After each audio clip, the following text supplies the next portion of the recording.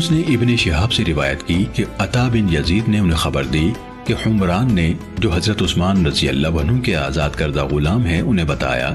کہ حضرت عثمان رضی اللہ عنہ نے وضو کے لیے پانی منگوایا اور وضو کیا تو دونوں ہاتھوں کو 3 بار دھویا، پھر کلی کی اور ناک میں پانی ڈال کر ناک جھاڑی، پھر 3 بار چہرہ دھویا، پھر 3 بار دایاں بازو کوہنی تک دھویا، پھر اسی طرح بایاں دھویا، پھر اپنے سر کا مسح کیا، پھر 3 بار اپنا دایاں پاؤں ٹخنوں تک دھویا، پھر اسی طرح بایاں پاؤں دھویا، پھر کہا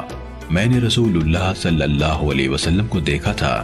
کہ آپ نے اسی طرح وضو کیا جس طرح میں نے اب کیا ہے۔ پھر رسول اللہ صلی اللہ علیہ وسلم نے فرمایا جس شخص نے میرے اس وضو کی طرح وضو کیا پھر اٹھ کر 2 رکعتیں ادا کی، ان دونوں کے دوران میں اپنے آپ سے باتیں نہ کی، اس کے گزشتہ گناہ معاف کر دیے جائیں گے۔